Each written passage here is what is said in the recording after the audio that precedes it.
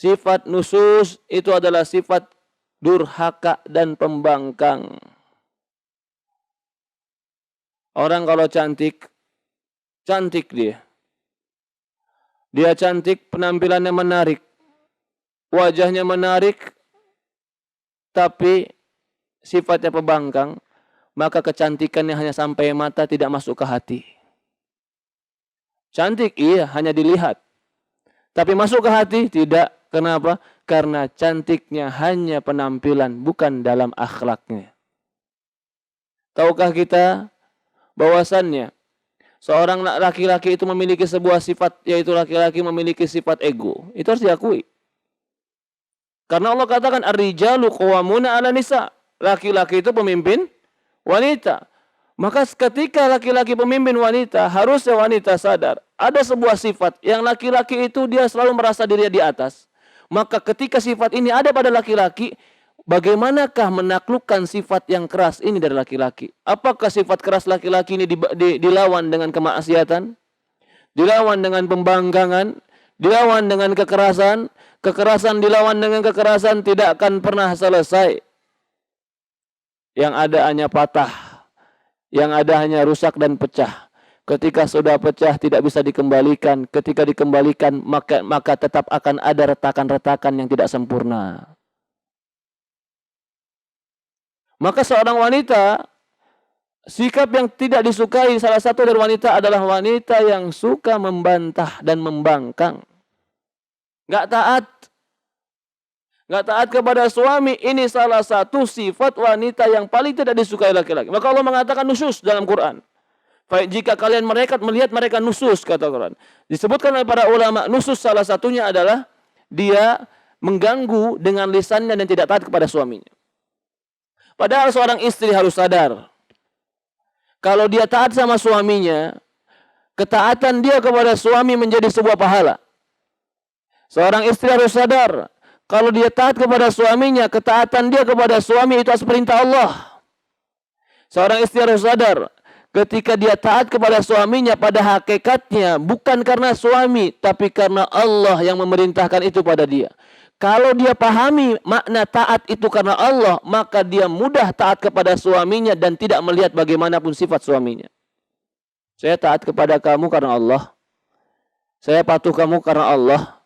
Saya nurut sama kamu karena Allah.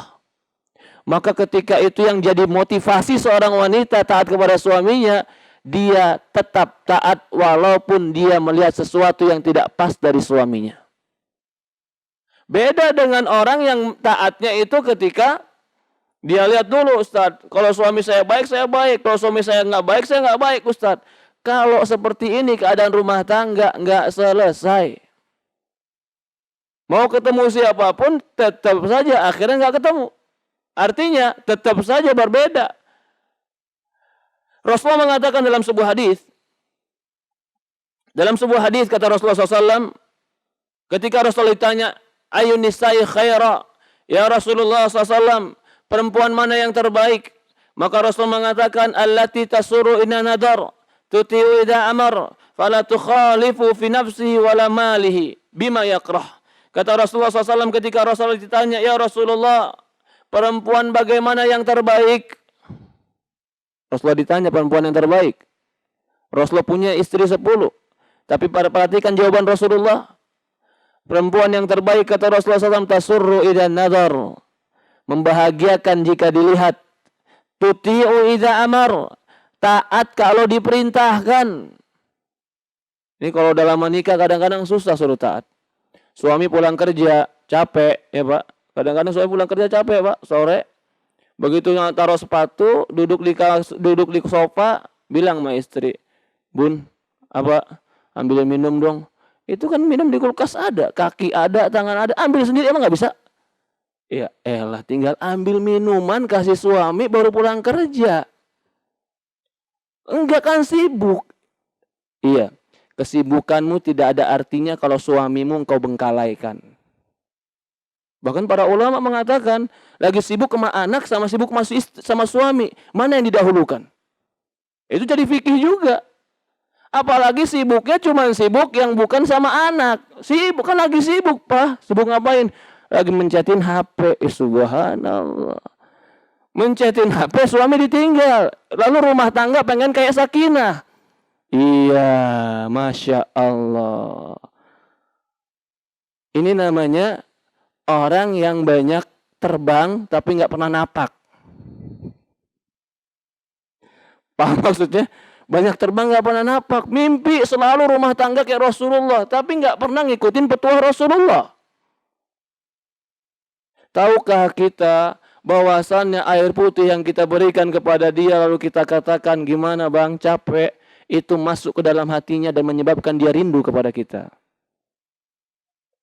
Ketika kita nggak ada yang ngambil minum, baru dia rasa, ini yang biasa ngambil minum kemana ya? Ini yang biasa ngurusin kemana ya? Akhirnya dia merasa butuh sama kita. Kapan itu? Ketika perkara-perkara yang kecil kita perhatikan untuk dia. Betapa banyak sekarang laki-laki yang dulu sering-sering sama istrinya, begitu istrinya meninggal, karena dia bisa diurus oleh istrinya, hampa hidup dia.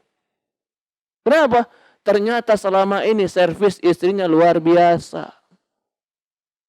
Lah perempuan itu harus servis suami, bener. Karena memang itu tugas dia. Kalau perempuan tadi merasa, oh saya hebat Ustadz. Kalau saya kan juga sibuk Ustadz. Saya juga capek Ustadz. Ya subhanallah. Kalau semua merasa capek dan ego dengan capeknya masing-masing, akhirnya rumah tangga berantakan. Apakah si suami keluar dari rumah, bekerja di jalan atau di kantor, pulang ke rumah, apakah dia tidak capek dengan kerjaannya? Mungkin dia capek dengan pikirannya, mungkin dia berbenturan dengan bosnya, mungkin dia berbenturan dengan teman kerjanya, atau mungkin dia barusan dimarahi sama bosnya di kantornya. Dadanya sempit. Apakah si istri tahu keadaan itu di kantor? Nggak tahu. Ketika dia tidak tahu itu, maka sadari, dia ketika pulang ke rumah, dia butuh sandaran. Tempat berlabuhnya rumah. Bukan rumah itu malah tempat dia tambah pusing. Tempat dia berlabuh, tempat dia istirahat, tempat dia berleha-leha santai, rumahnya. Kalau itu dijadikan oleh seorang istri tempat berlabuh dia, maka ketika dia pergi kemanapun, dia akan pulang ke tempat pelabuhannya, rumahnya. Tapi kalau ketika rumahnya tidak dijadikan bagi dia tempat yang nyaman bagi suaminya, tidak ada khidmah, pelayanan yang nyaman buat suaminya. Bahkan ketika dia pulang ke rumahnya, malah dia mendapatkan dari istrinya sesuatu yang menjepitkan dada. Maka dia akan berpikir, dia akan cari tempat yang lain. Pulang ke rumah bukannya malah enak, malah pusing. Kira-kira bagaimana? Pasti dia akan pikir, mendingan cari yang lain. Akhirnya nongkrongnya di kafe. Apalagi di Bali. Nongkrong di pinggir pantai. Astagfirullahaladzim. Di rumah lihat istrinya penuh dengan minyak, bukan penuh dengan bedak, penuh dengan minyak dapur. Begitu duduk di kafe melihat orang yang penuh dengan bedak, kira-kira gimana yang terjadi? La haula wala quwata. Ustadz, salah dia, siapa suruh nggak kuat imannya? Betul, siapa suruh dia nggak kuat iman, tapi kita harus bantu keimanan dia. Ini yang pertama, perempuan ya harus taat sama suami. Udah tinggalkan semua pangkat jabatan, kecantikan, saya tuh ini, saya siapa, tinggalkan. Depan suami kamu bukan siapa-siapa, kamu istri. Depan suami kamu bukan siapa-siapa, kamu pelayan yang melayaninya. Jika engkau melayaninya, engkau dapat surga. Rasulullah mengatakan, kata Rasulullah SAW, idza sholatil mar'a khamsaha wa shaumu syahraha wa ata'at ba'laha wa hafidhat farjaha dakhalat jannah min aybab asyad. Kata Rasulullah SAW, au faqila laha udkhulil jannah min aybab asyid. Kata Rasulullah SAW dalam riwayat Ahmad, jika perempuan sholat 5 waktu aja sholat, wa shaumu syahraha, puasanya puasa Ramadan saja, wa hafidhat farjaha, jaga kehormatannya, wa ta'at ba'laha, dan dia mentaati suaminya. Apa kata Rasulullah? Maka nanti di hari akhirat dikatakan kepada wanita ini, udkhulil jannah, masuklah surga dari pintu mana yang kau suka. Amalnya gampang. Salat 5 waktu, gampang enggak? Salat insyaallah Ustaz, salat 5 waktu. Puasa Ramadan. Insya Allah Ustaz. Jaga kemaluan. Insya Allah saya nggak ngapain Ustaz. Saya jaga anak, jaga suami di rumah. Taat sama suamimu, nanti kau akan dikatakan, pilih masuk pintu surga yang mana kau mau. Mau masuk pintu dari pintu orang yang suka puasa, dikasih izin. Mau masuk pintu dari pintu orang yang suka sedekah, dikasih izin. Mau masuk pintu dari pintu orang yang berjihad, dikasih izin. Udkhulil bab min ay bab syi'ti. Masuk surga dari mana pintu yang kau suka. Dalam sebuah hadis, seorang sahabat pernah mengatakan, ketika itu sahabat berkata, ya Rasulullah, aku ini utusan wanita-wanita. Yang wanita-wanita ini banyak di belakangku ya Rasulullah. Dan engkau diutus bukan hanya untuk laki-laki, engkau juga diutus untuk wanita. Maka dia katakan, ya Rasulullah, dia bercerita, ya Rasulullah, sesungguhnya laki-laki itu mereka sholat 5 waktu. Mereka menguburkan jenazah. Mereka pergi jihad. Sementara kami perempuan-perempuan berdiam diri di rumah. Laki-laki mereka sholat Jumat, laki-laki mereka syahid, laki-laki mereka melihat jenazah, laki-laki berjihad. Sementara kami perempuan-perempuan itu di rumah saja, menjaga harta-harta laki-laki tadi, menjaga harta suami, menterbiah, mendidik anak-anak kami, menyiapkan segala sesuatu di rumah kami. Apakah kami bisa mendapatkan pahala sebagaimana pahalanya laki-laki ya Rasulullah? Ini sahabat tanya, lihat, karena dia lihat perempuan. Kalau tadi kalau sholat jamaah dapat pahala banyak, Jumatan dapat pahala banyak, berjihad dapat pahala banyak. Ini perempuan tanya sekarang, kami ini di rumah jaga harta, jaga anak-anak, mendidik rumah tangga kami. Apakah kami juga bisa dapat pahala seperti laki-laki ya Rasulullah?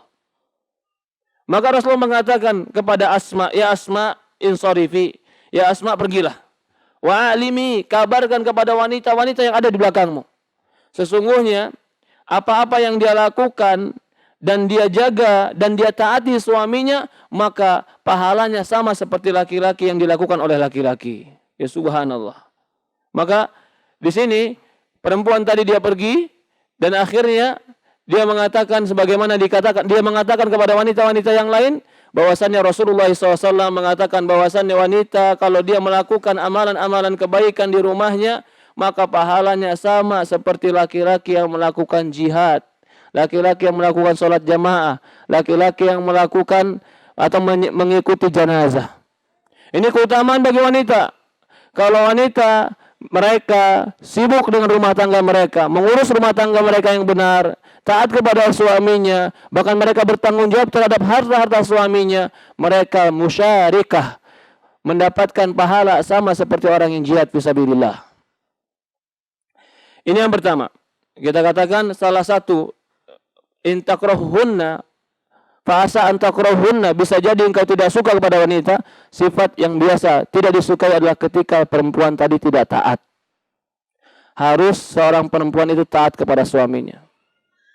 Bahkan dalam sebuah riwayat dikatakan, idza da'atur rajuli imratah, jika seorang laki-laki memanggil istrinya ila firashi, ini bentuk ketaatan juga, ke tempat tidurnya, fa'abat, lalu dia tidak mau, la'anatha malaika hatta tusbih, maka malaikat akan melaknatnya sampai di pagi hari. Ketika tidak taat diajak oleh suaminya, maka dia mendapatkan laknat malaikat. Bahkan dalam sebuah riwayat, jika seorang suami memanggil istrinya walaupun istrinya itu di dapur, maka datangilah suaminya. Di sini perhatikan, kesibukan dapur bukankah kesibukan? Kesibukan rumah tangga. Lalu si suami memanggil. Di sini menjadi sebuah fikih rumah tangga. Mana yang lebih diperhatikan oleh seorang istri? Perkara dapurnya kah atau perkara suaminya? Di sini menjadi dalil kata para ulama, tetap perkara suami yang didahulukan oleh istri daripada dapurnya. Sebagian perempuan, ya subhanallah, dia sibuk dengan urusan dapurnya, dia pintar masak yang luar biasa, bahkan makanan-makanan dia biasa bikin, tapi dia nggak pernah memperhatikan bagaimana suaminya. Seolah-olah dia biarkan saja suaminya. Seolah-olah dia tidak perhatikan suaminya. Ketahuilah, ketika seorang wanita memperhatikan suaminya dengan kelembutannya, dengan pengkhidmatannya, dengan pelayanannya, ketika itulah kecintaan si suami kepada istri bertambah dan terus bertambah. Tapi ketika seorang istri tadi mengacuhkan suaminya, itulah awal daripada kekakuan dan awal daripada suatu yang hambar dalam rumah tangga.